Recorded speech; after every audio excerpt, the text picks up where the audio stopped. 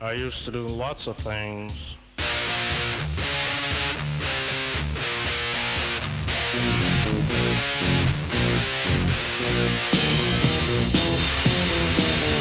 used to do things and I'd say things and Jesus I was evil. Take things and break things and Jesus I was evil. I never shook baby. Episode 117. 117. Sweet Hello. 117. Hello, Jose. How are you? I'm doing pretty good, Benjamin. Ben, what's the Italian version of Ben? Benito? Oh, Benito, right? Yeah.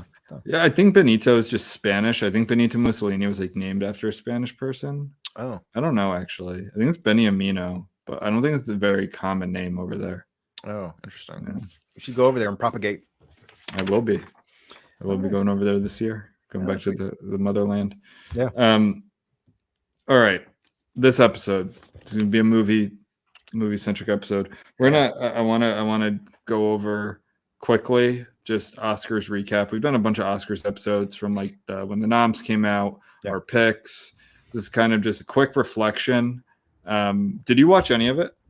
I didn't watch any of it, but I did watch some clips on Twitter. Good start. Like I watched John Cena get naked. Yeah, that was actually pretty funny. So like overall, I thought it was good. Like it was like tempered down with the politics. Yeah, obviously, you know, the guy, the Holocaust movie had a whole anti-Israel thing. Go figure. That one, that's the Zone of Interest. That one international feature. Yeah. But like overall, it was not nearly as political as you think. It was like someone like Jimmy Kimmel hosting, who's like, Jimmy Kimmel is funny when he's not being like politically cringe.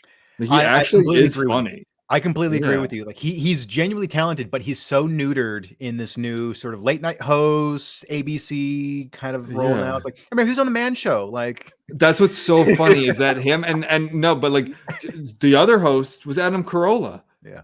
Who went like the total opposite direction. Yeah. It's so funny how that happened. I know he like his delivery is really good. He's a funny guy, but he's just so, it was very funny when he read a Trump, I guess it's not a tweet because Trump doesn't tweet. He what's it called? Truths. And then that just gets pasted onto Twitter. Yeah. But he read one. I thought he was joking. And then I went on Twitter and that was a real Trump truth, which is very funny. But overall, it was not very political. And I think I think I said that last year too. Like, I think they got the message overall. It's like, you people know absolutely nothing about what goes on in the world. You're in a bubble. No one wants to hear this. Like, we're hemorrhaging an audience and no one wants to hear it. Like, I even talked to people who have very similar views to what the mean Hollywood view is going to be. And even they're like, we don't want to hear it from them. Like, that's not why we're watching. We don't give a shit. We're going to go watch MSNBC to hear that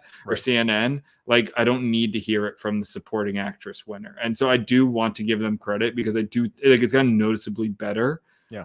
It's not perfectly Shut Up and Sing, but it's gotten noticeably better. So that being said, next thing I want to say, I saw Poor Things, I think Friday before the Oscars. Yeah. It was the best movie of the year, in my opinion, which totally throws off everything from last episode.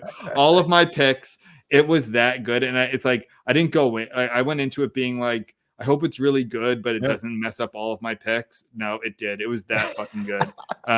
It was stylish. It was like such a nice movie to look at. It was kind of what I said. I don't know if I said this to you already. It was a mix of, it felt like a mix of Wes Anderson and Tim Burton. Did I text that to you? Yeah. It felt like a mix of Wes Anderson, Tim Burton. It was like retro futuristic where they have like flying zeppelins, but it's 1920s or Victorian. I think it's even before that. It's like Victorian era, but they can fly. Like that's a really cool setting. In my opinion, the story was really interesting. I've heard, it's not my original take, but I've heard someone say like, Poor Things did what Barbie tried to do. And like, in terms of like creating because Barbie is creating a woman from plastic, a model, like Poor Things is kind of like creating a woman from scratch. Right. There's a twist with like not a twist, but not like a twist, like a surprise twist, but like a twist as in Willem Dafoe plays a Frankenstein-looking character, but he's actually the mad scientist created. So I won't go into this. Is an Poor Things episode. Sure. But I loved it. You should absolutely see it. You and anyone listening, if you haven't already. I ended up watching 9 out of the 10 Best Picture movies. The other movie I want to talk about was American Fiction, which I watched this Saturday before the Oscars. Yeah. It is such a Reckless Muse movie. It is like, I think we should do an episode on it in the future. Yeah. It's all about, a black writer being pigeonholed into his identity when he just wants to be a writer and have his work be like he moves his books from black fiction or like African American fiction to just whatever the topic actually is. He's like, this has nothing to do with being black. He kind of it's a very, there's this one scene where it's the epitome of, and again, this is not like I'm ripping on this movie. This is done purposefully, where there's a panel, not a panel, but 5 judges basically for a book award. 3 are white, 2 are black. All 3 white, even the white judge is supposed to be like the kind of heterodox, old school writer. Even he loves this bullshit book, and I won't get into the whole plot, but like this book that was made to not be taken seriously, that is so, I would even say racist, but these white liberals and even him, that guy, like they love it and want to give it the award, and the 2 black judges don't, so they vote against it.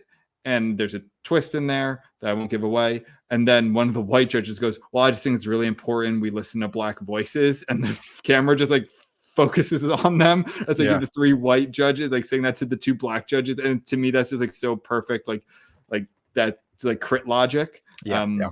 So anyway, you should watch that movie, definitely, just kind of for what we talk about. And it's not just like politically, I love it. It's one of those movies where it's kind of a mind fuck, because it's like, white people do not come off well in that movie at all, but they're all white liberals, like so it's like, that's what's so funny about it, because that's usually not what happens. Usually the white, when like a Spike Lee movie where white people don't come off well, is because they're like super racist, Luddites and troglodytes or whatever. But this is like, no, all the white people are liberals and they come off really, really poorly.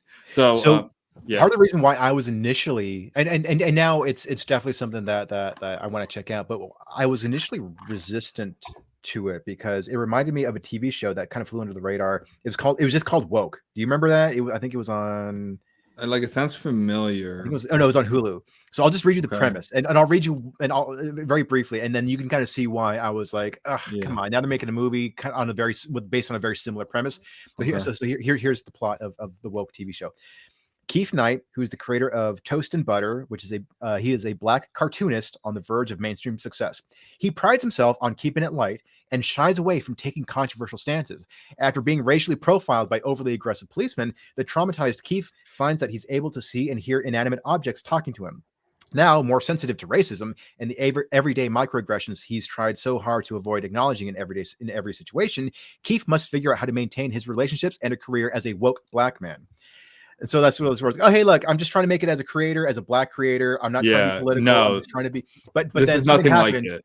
Okay, good. This is nothing like that. Yeah. When I watched the trailer, I was like, oh, that's cool. Like just a popular cartoonist who happens to be black, and he's trying to stay apolitical and just wants to entertain, but then he gets sucked into this woke world. And so, but then because I see what you're saying. I see where it could have been like, oh, they're going to make a turn where it's like, no, he should be more about his identity. He should care more about his identity, about his race. But it's like, no, not at all. Like, it stays very much like, this is what he called, like, and this is, by the way, this is like Jeffrey Wright. This is an elite actor. Yeah. He was nominated for lead act, right? Yeah. Actor in a leading role. He was nominated. He was actually my pick, who I wanted to win after I watched it. Cillian Murphy was a shoo-in and he did win, but like Jeffrey Wright, he says it like, he's like, this flattens us. like these novels that are always just about like the quote unquote Black experience, right? And it's about racism and police brutality and drug addiction and single family homes. Like that flattens us as a people. It's and no, but like it sticks to that, because I was afraid of that too, because it's been nominated for all these awards. I'm like, oh no, it's gonna be kind of like, in a way, Tar did this a little, but not exactly. It was like Tar did this in the sense that, because that scene in Tar where she's a gay woman and she's like sticking up for dead, the quote unquote dead white men, about the like with the crit student, and that whole scene went viral because it's like we love that shit, like that's what we want. But then she's also a bad person. So like that was kind of thing. It's like, yeah, well, she has a great message, but she's also like a really, really bad person. And if you haven't seen Tar yet, Joe, I know I've recommended to you before. It's great. Is it better than Maestro?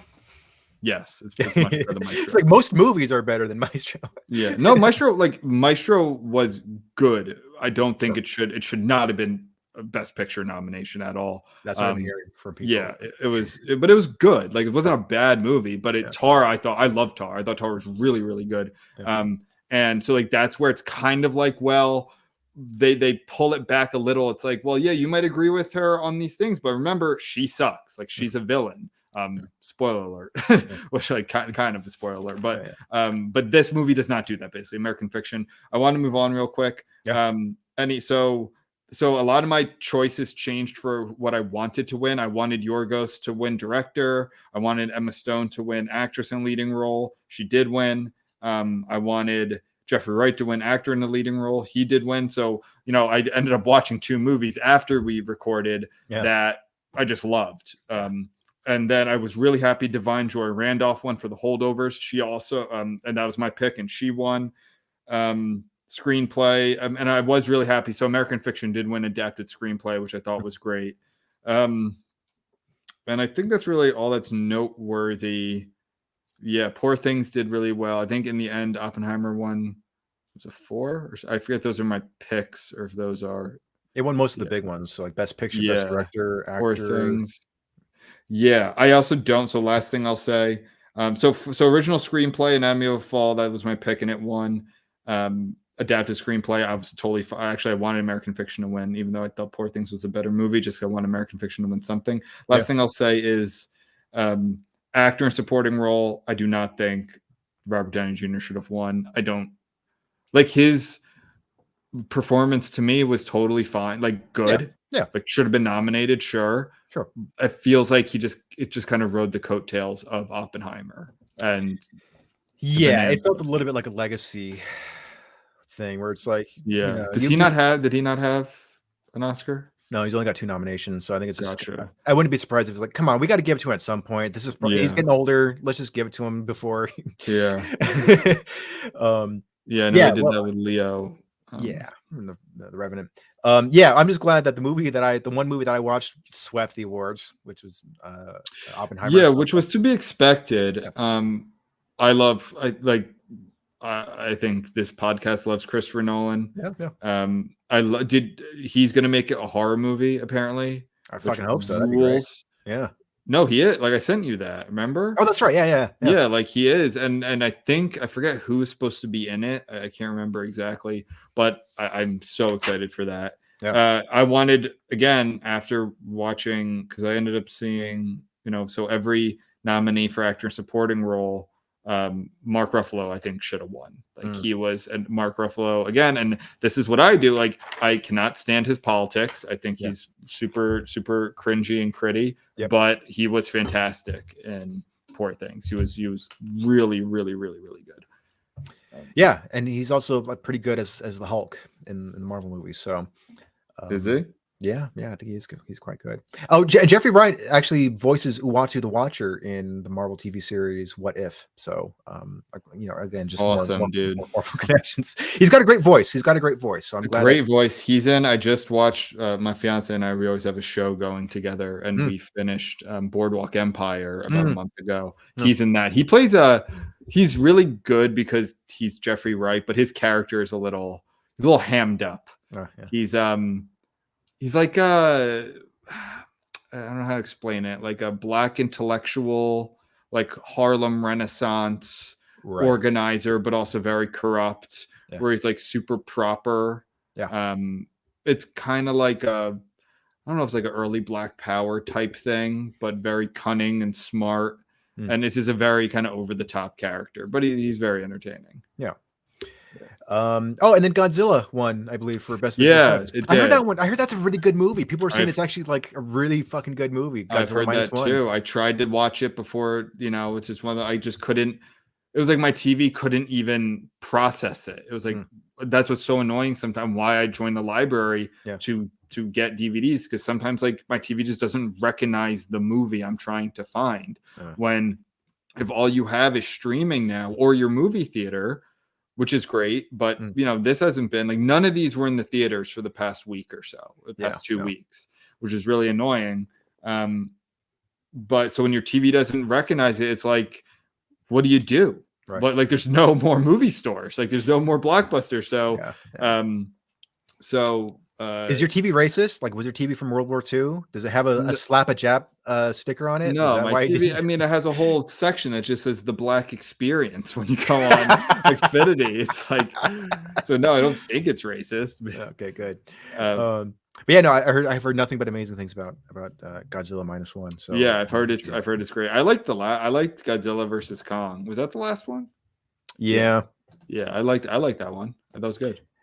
Yeah, I didn't care much for it. You don't like it? My argument. I like the first Godzilla in like the newer American version, like the cinematic universe or whatever. Like I like the first. You mean one, not the one with Matthew Broderick? No, not that one. I do actually kind of get a kick out of one. That's a very nostalgic 90s movie for me. But no, the one from 2014, I think. The first one. Not King of the. It went that one, King of the Monsters. That one, and then. I think it was King of the Monsters like 2017. Yeah, and then there was Kong, or the Skull Island one, the King Kong one. Godzilla was in that. No, but that was they were doing the Marvel thing where they're setting up like individual movies and then bringing them together. I'm gonna be honest. I'm okay with stop doing that. Yeah, like we don't like. Not everything needs to be connected. Yeah, exactly. Not everything needs to be connected, because then you end up like forgetting shit and retconning. It's like you can just make stuff on its own, like make one-off movies, or like keep a series, like, because Godzilla's been around since 1954, like it's like, and it's gonna keep changing. I think that's great. My argument for Godzilla versus Kong is that Mechagodzilla is actually the good guy. Because what I don't know, have I gone on this rant on this podcast? I don't know, but Godzilla, like one swing of his tail just annihilates entire generations of families. He just destroys entire apartment buildings in Hong Kong. Like that's just untold death and destruction and human misery. Mechagodzilla at least is a chance. Because don't humans somewhat control Mechagodzilla? I used to be really into like the old Japanese Godzilla movies when I was a kid, briefly for a bit, and it's like the lore is constantly changing, because sometimes Godzilla's a villain, and then sometimes he's a good guy, and sometimes he's an anti-hero. Sometimes he's fighting a rogue alien species that's trying to annihilate. No, I understand that, but I mean in this past movie, Godzilla versus Kong, they fight each other, and then they team up to fight Mechagodzilla, and the humans are rooting for Godzilla and Kong when Godzilla and Kong are destroying entire cities. Yeah, but Mechagodzilla was. It's been a while since I watched that one, but wasn't like the guy, like the company that created Mechagodzilla, weren't they like evil or something? Like, yeah, but at least they're humans. Like my point is that Godzilla just rears its head every so often. Just imagine living in that world. Yeah. Where just any time Godzilla could just appear and destroy everything you know and love. Yeah. Mechagodzilla was a counterweight to that. It's not perfect, because I think, because I have had this argument many times, and I think that I think I got a big argument with my friends about this, and I think it's that like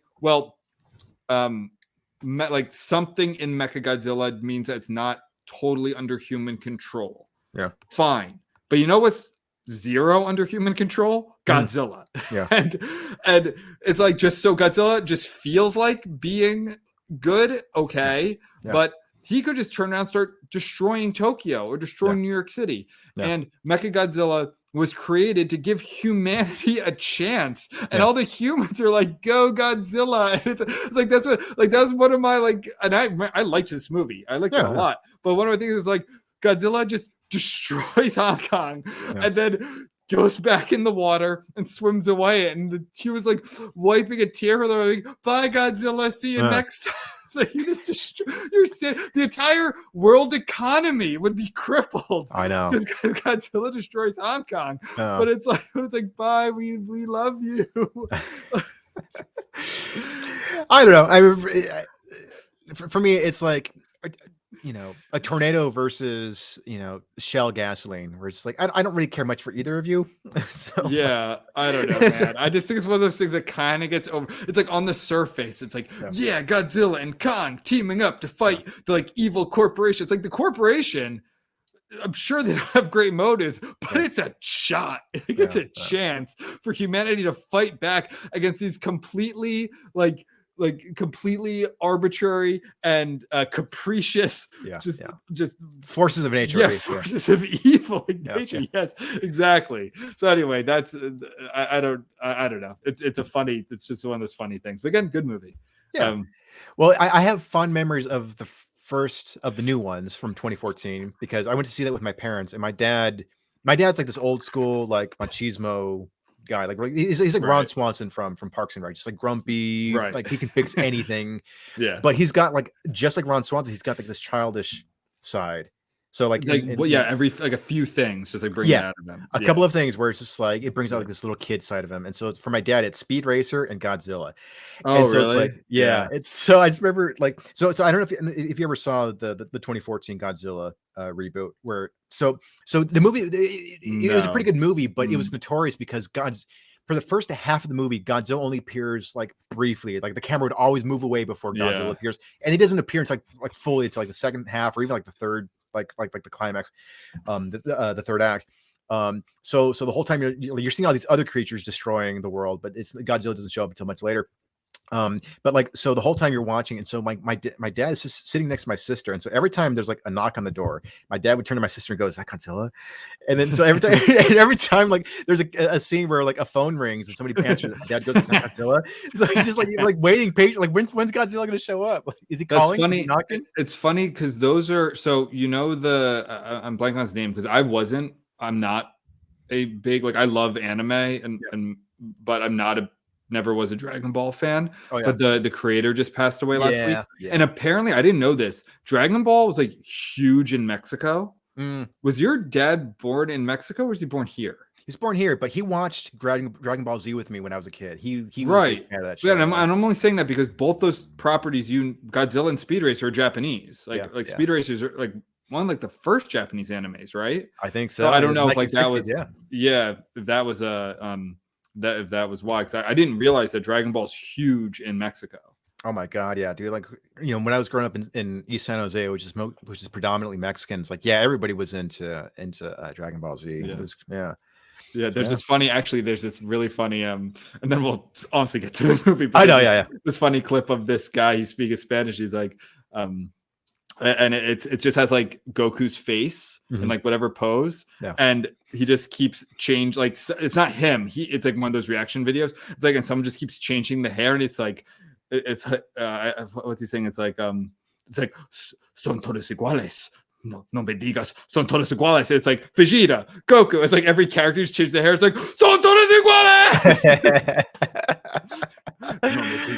No me digas, son todos iguales. Yeah, that was sad. But that was. I don't know. I just started. I'm always kind of watching an anime. I did Neon Genesis Evangelion. I've tried to do Pokemon because I loved it as a kid. I'm obsessed with Pokemon cards. My friend and I still play. The show, it's just for too young of an audience. It's kind of hard to watch.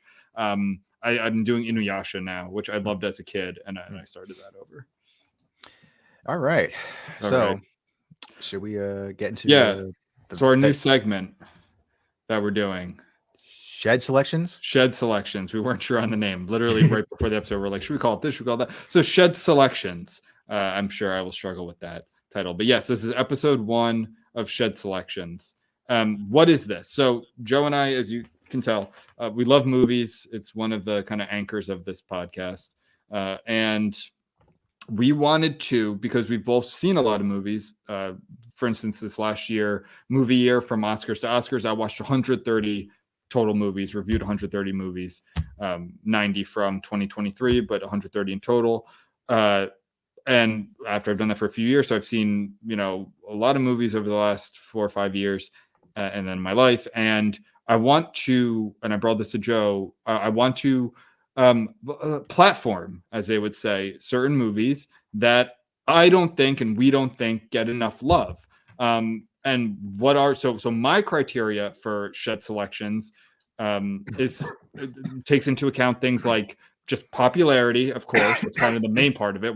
This isn't going to be like Die Hard. We're not going to do that. It's like popularity, where we think they should be more popular, budget, like low budget, relative low budget, actors, like no big name actors, or maybe they're big now, but when they were in the movie, they weren't big names.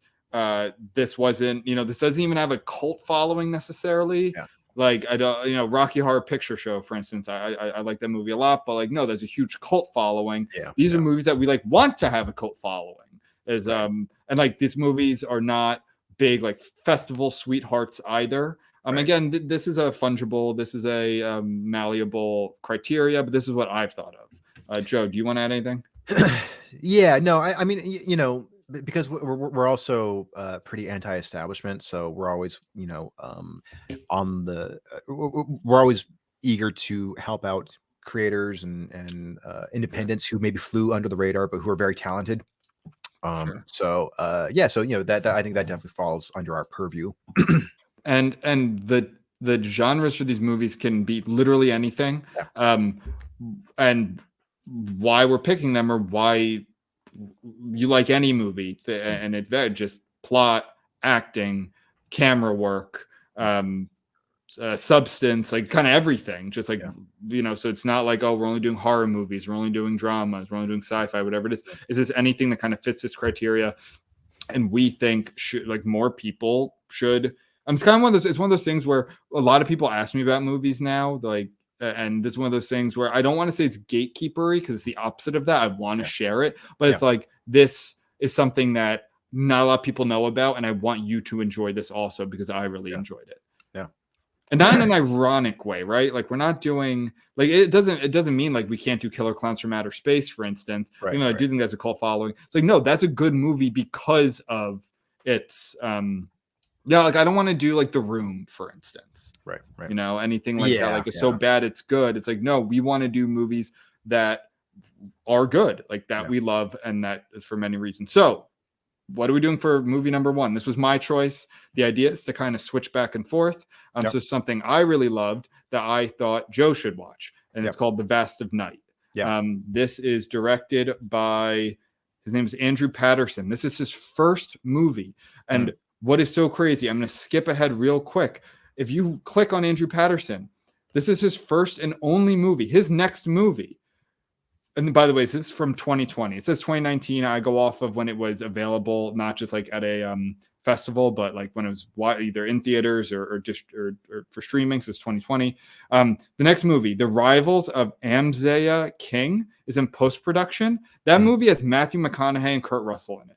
So he went from making this movie that has no one that in it. The lead actor, the co-lead, doesn't even have a Wikipedia page. I don't know if he's still acting or whatever. And now he's making a movie with Matthew McConaughey. That is awesome. Like, that's exactly, because after we talk about this movie, that's exactly what we want. Like, I want this Andrew Patterson guy, who I know very little about, to start making movies that like everyone knows. And then I can go, by the way, have you seen The Vast of Night? That was his first movie. And you'll love that too.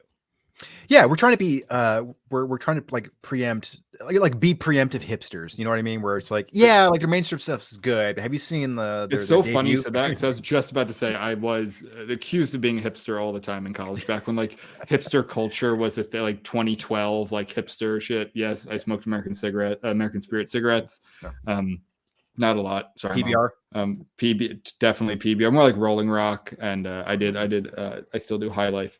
Miller High Life. But yes, so this movie, The Vast of Night by Andrew Patterson, and it is. So this was an Amazon on demand. There's an Amazon Studios movie. What's funny is that if you go to the Wikipedia page, the first probably 5 or 6 times I clicked on this, I didn't realize this says Slam Dance Film Festival.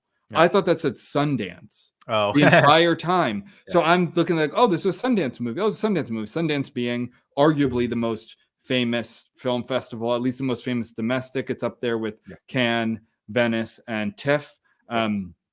So it's the biggest in the United States, but it's not. This is Slam Dance, which also takes place in Utah and is for movies that are for emerging artists and was created by a guy whose movie was rejected from Sundance. So it's like exactly what we want. Like Sundance has now become so gatekeepery that this is like another version of that. And again, this has been around, I think, for like 20, 25 years now, but it's kind of like the, you have Texans saying, like, keep Austin weird, or like, don't California my Texas. But then there's like a town south of Austin that's like, don't Austin my such and such. It's like the next thing, which is always fun. Yeah. Do you want to add anything before we get into like the plot and why we love this movie? No. Okay. So right off so I do want to say I watched this movie first back, and this is on Ben's Pocket Movie Reviews a year 2. That was back when I wasn't doing the exact Oscars to Oscars date. I only started doing that past couple of years, so those lists are much longer. So this was, I think I watched and reviewed it, I think May 2021. And well, I reread my review today, and I'm going to write a new one because I do that once in a while. I do a rewatch, re-rate. I don't know why. Send it to me. Send that to me, so I'll include it in the newsletter. Definitely. I don't know why I was hard on this movie in terms of score. I only gave it a 76, which is good. But like my review was glowing. So on this rewatch, I'm giving this like an 86 to 88. Like I don't know exactly what. Yeah, I usually pick the number. So like this is a really, really good movie. It's a great movie. The setting is kind of one of my there are a handful of settings that I'm just in. Like if you tell me the setting, I'm watching the movie. You have 1950s New Mexico UFO. I'm in.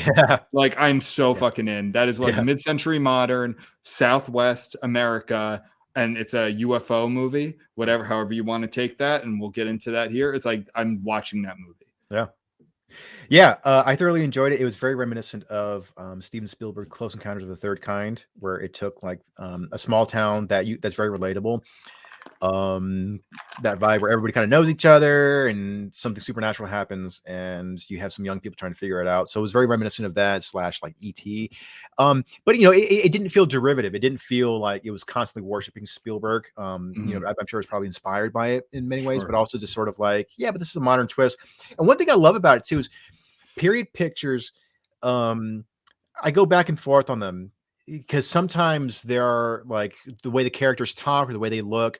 Sometimes it feels forced when they use like old like expressions, but here it felt pretty authentic. Like it felt like, I totally bought that these characters grew up, they've been living in the small town in the 1950s for their entire lives. So like, it didn't feel distracting, the accent or the expressions, or it just felt very natural. I love that. Like it felt very naturalistic.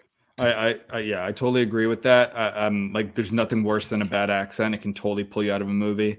It's at first, I think it takes a little getting used to at first. It's almost like, cause she is, and what's funny is that, so let me use names here. We have, maybe you give a premise, like just give like a vague, like a vague premise. Yeah. You kind of just said it with the setting. It's small town. So small. It's like, everyone in the town's going to watch the high school basketball game. Like that's what we're talking, small town, probably not many 2-story buildings, but that's also kind of more common in that part of the country. But, and it's, the premise is when I say they, that's what I want to do. So they are, Faye, who's a 16-year-old girl, and Everett, who's like a 18-year-old boy, he's probably a grade or two older. They are Everett's a disc jockey at the at the local radio station. And Faye was a switchboard operator, which I'm sure a lot of people don't even know what that is, but it's how you would connect calls back when an actual human being would do that, and just moving the, I don't even know, the switches around. Like I don't even fully know how it works, but they start hearing a really unique noise, creepy noise over the radio, over the airwaves, which reminded me, you brought up Close Encounters of the Third Kind. I was thinking Contact. That's how that Jodie first, Foster.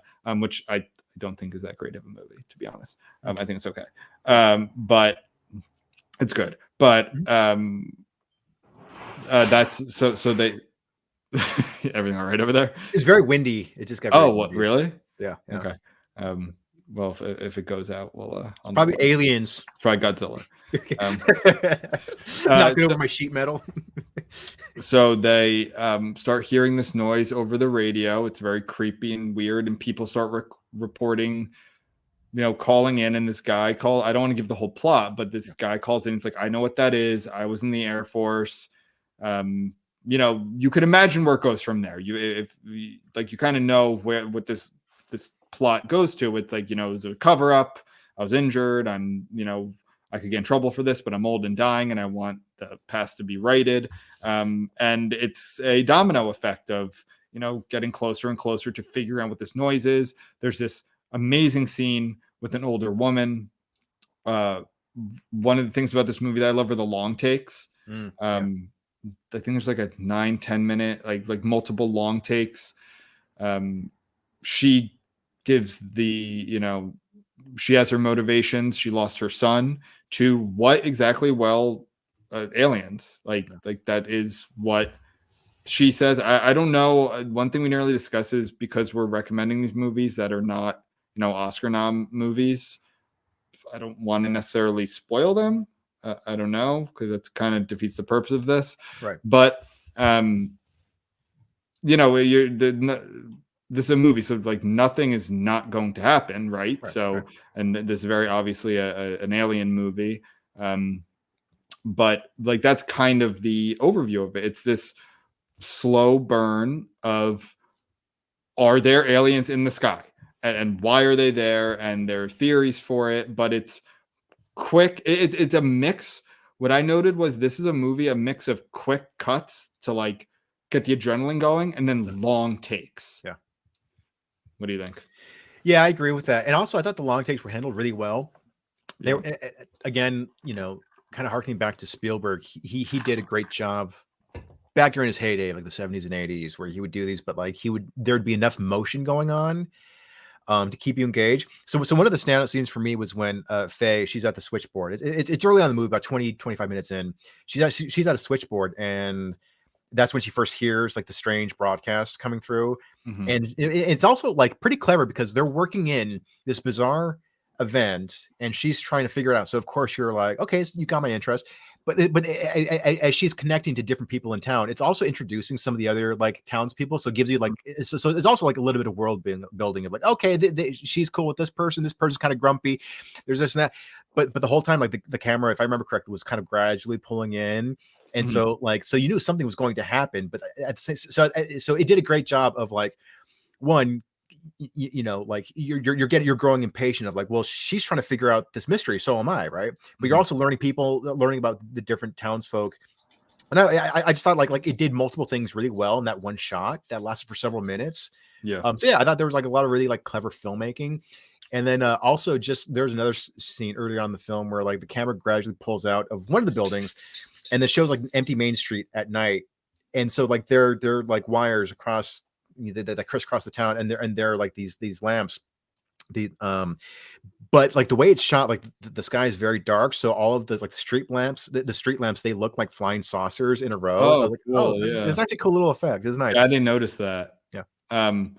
I also noted, my original review of the movie, I noted that it kind of has that like, I don't know what you would call this, like a Spectre camera type thing. Like, and I said it's like an Evil Dead. You know, like the Sam Raimi Evil Dead, where it's like a ghost. The way it moves like super fast and over different terrain. So it's not like necessarily a car. I think how they really did it was they did have someone in a golf cart or something doing that, but it looks like just kind of like zooming through this small town. So you're going from kind of what you would picture as a typical 1950s Southwest town, dirt road, main street.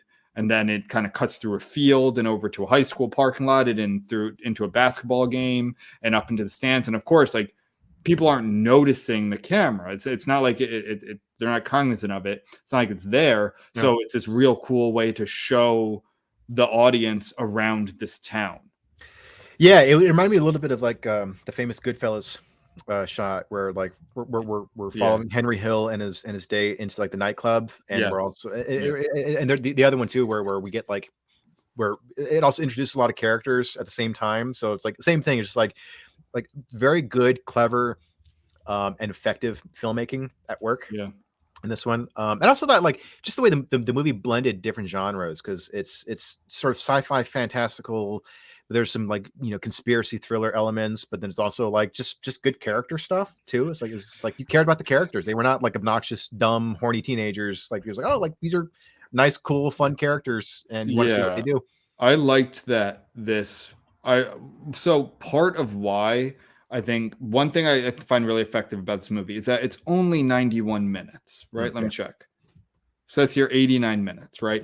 Yeah. That is good. Sometimes you can just have an hour and a half movie. Yeah. And especially when it's a low budget movie. I know I ripped on Skinamarink back in the fall for like that movie. If that movie was even an hour, I think it would have been great. And if it condensed things and changed things, like I forget how long that was. And of course now Killers of the Flower Moon was 3.5 hours. I'm not saying that should be 89 minutes at all, but not everything has to be so huge. And at 89 minutes, like it didn't, honestly, it felt like it didn't leave time for it to be like, and here's the government who's behind this thing and the bad, you know, U.S. represent. It's like, no, it just stuck to the buildup. There wasn't any twist or anything like that. I mean, at least I don't think there was. It started out with a basketball game and then a weird noise and a phone call. And it went from there up to a woman who, you know, was kind of a social pariah because people thought she might have killed her son. Yeah. And she believes that her son was abducted. She's probably right about that one. What I loved, so I want to talk about that scene because that to me, I remember, like, this is the unfortunate thing about rewatching movies is that it doesn't mean you don't forget stuff. I forget a lot of things, so that does make it enjoyable. Like I'm like, oh, it's the scene with the woman, so I know that there's going to be a really cool long take here. But I remember the first time watching that movie, that maybe like I remember myself like sitting up in my seat, being like, wait a minute, there hasn't been a cut in a while. And even this time watching it, I remember there was a cut back to Everett, and I was thinking like, don't even do that cut. Yeah. Just have him ask a question instead of showing his face asking a question. I think it would have been even better. And I remember this scene where it's a profile of her, so it's on her side, and she's telling this basically her life story. Yeah. And then it cuts. Did you catch this? It almost was a jump scare where it cut to the front of her face. No. Did you remember that? No. So this whole time, because we have not seen this woman from the front yet. They walk into this room. She's not bedridden, but she says she can't really walk very well. She's elderly. So she's just sitting on the couch. She's like, come in, have a seat. She's not like, and I love that she wasn't violent or crazy or anything like that. Like she didn't have any like crazy shit going on in her house. Like, oh, here's the wacky woman. Like, no, she was just an elderly lady. Yeah. And then after she gives her whole fucking spiel, right? Her whole thing. I shouldn't characterize like that. It was really nice. But like her whole speech. Yeah. It cuts to the front of her face and she goes, I forget exactly when it cuts, but it's like, and I want you to do one thing for me. Take me with you. I want to see, because she's so convinced. Like they're still not convinced, by the way, that there's a UFO. Right. They think this might all be bullshit, but she's so convinced that she's like, take me with you. And the way it cuts to the front of her face is not scary in and of itself. Like that, she's not doing it. She's not like scowling or anything, but just the fact that we got so comfortable with seeing her profile that the front of her face is almost like a much needed tension split, like a split in tension that a jump scare would serve in a horror movie. Right. And I loved that. Like I thought that was really well done, because it was like, we're not diving into horror movie territory here, but we want to like give you some thrills. Yeah. And we have a $700,000 budget, so this is how we do it. Yeah, no, that was great. It was like the way the film like is able to be thrilling without going into straight up like shock value, I thought was great. And because I mean, like, so I've ever since I was a kid, I've always been a fan of like the Twilight Zone TV series. Well, yeah, let's talk about that after. Yeah. Because, I mean, how that plays into this movie. Yeah, I mean, like the movie opens up with a sort of like riff on, but it has a sort of introduction that's based on that's basically the Twilight Zone. It has a different.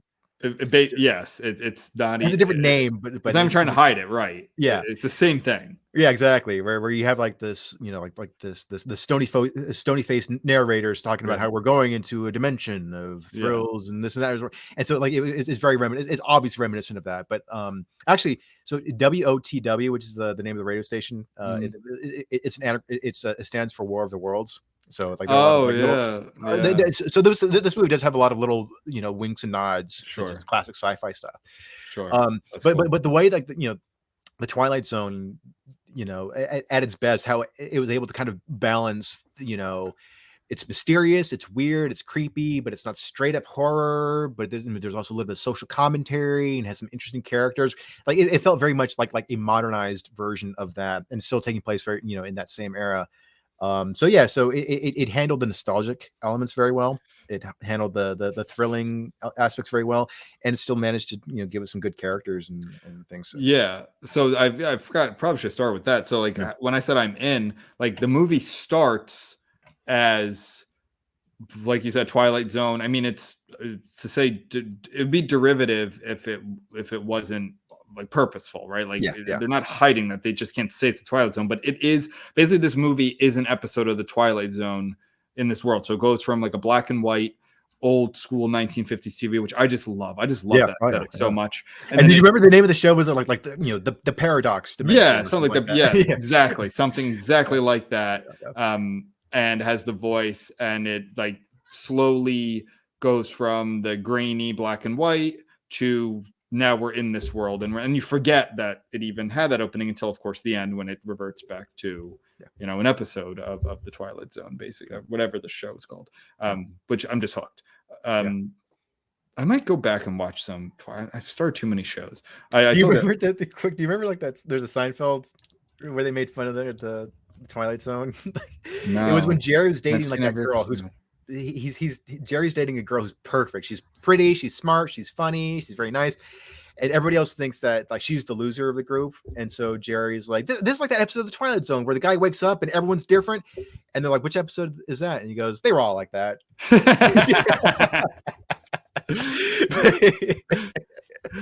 Well, they did do the Bizarro Seinfeld episode. Bizarro Jerry and George, and it's like where are you going? To the library? What are you going to do there? Read, of course. Read. Anyway, so let me see. Did I? Yeah, because I talked about like the substance of the movie is great. It's on point. It's fast, interesting, suspenseful. The setting I already talked about. Acting is great. I don't know why she's always running everywhere. She's like kind of driving after her. She like takes off. And this is what I want to say. We're talking about accents. Because even right away, she has that very like choppy 1950s, like young girl, right? Accent. And he goes like you sound like a squirrel, which I love. Like right away, he's acknowledging that she kind of sounds annoying.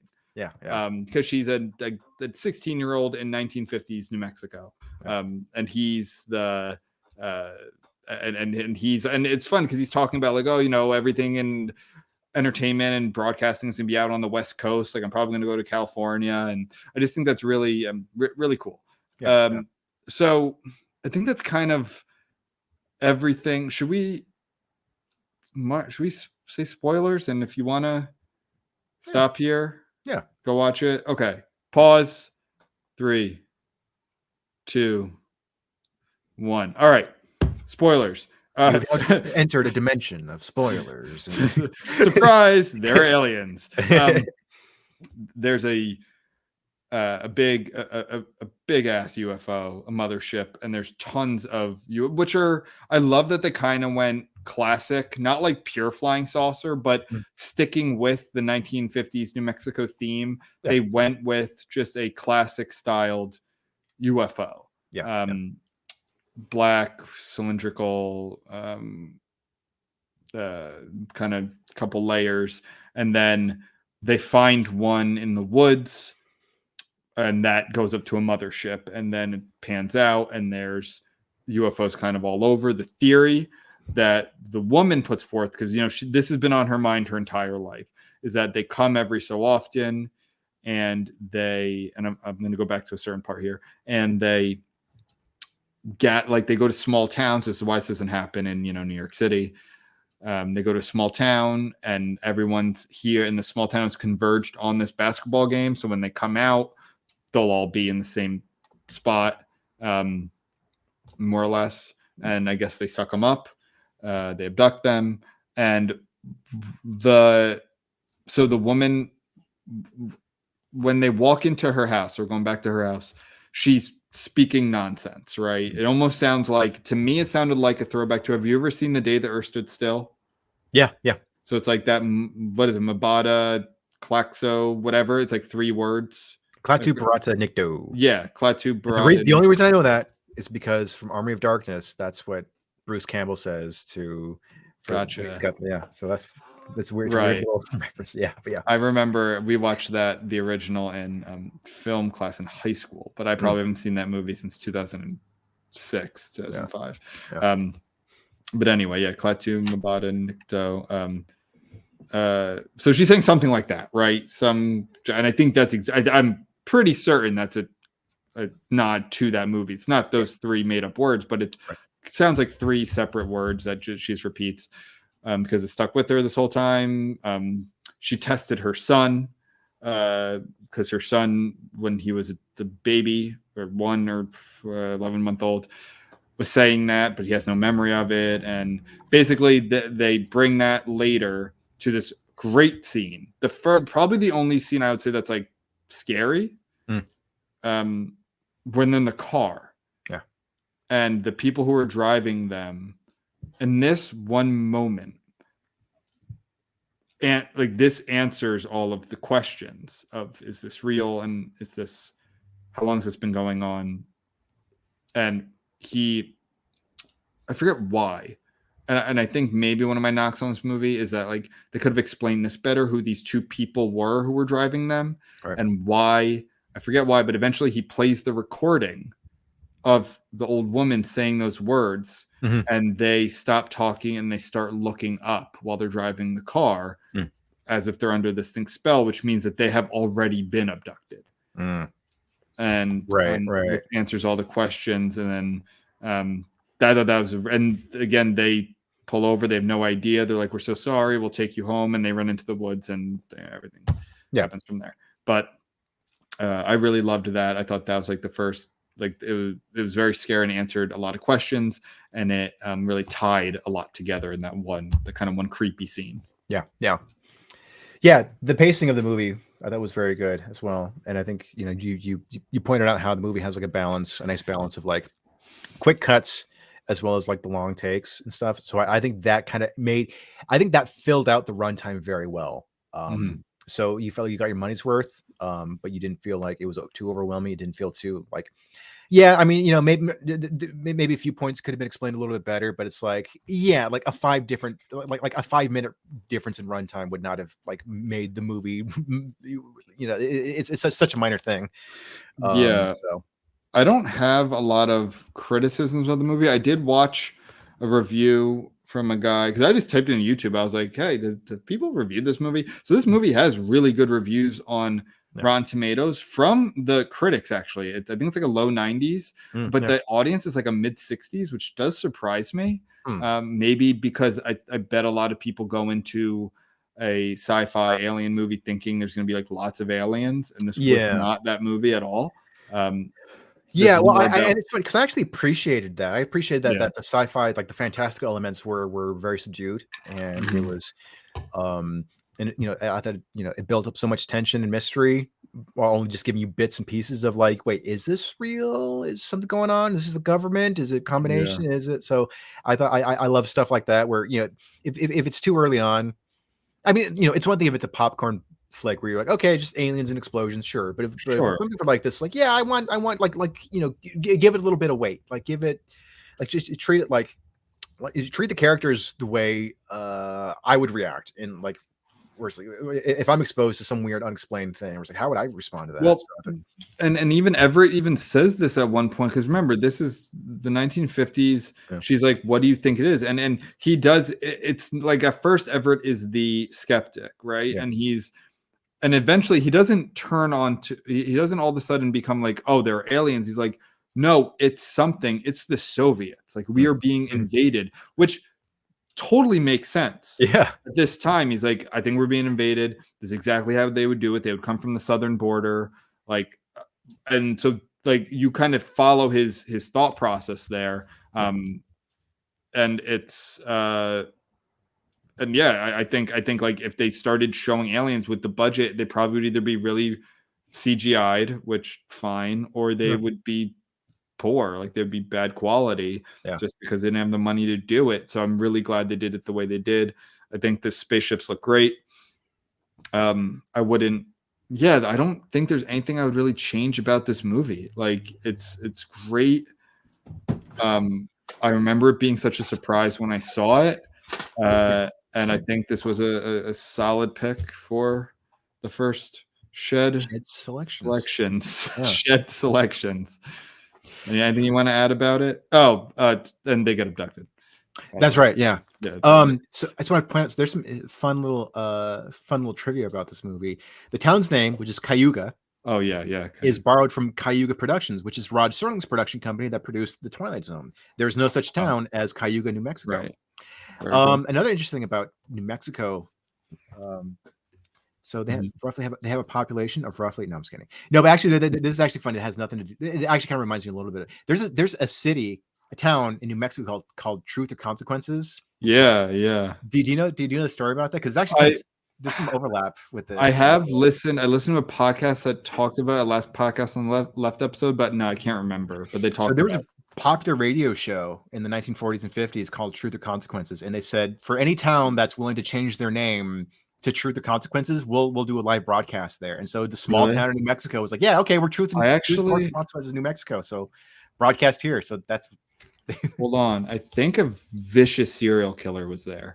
Oh, the toy box killer. Let me see. David Parker Ray, toy box.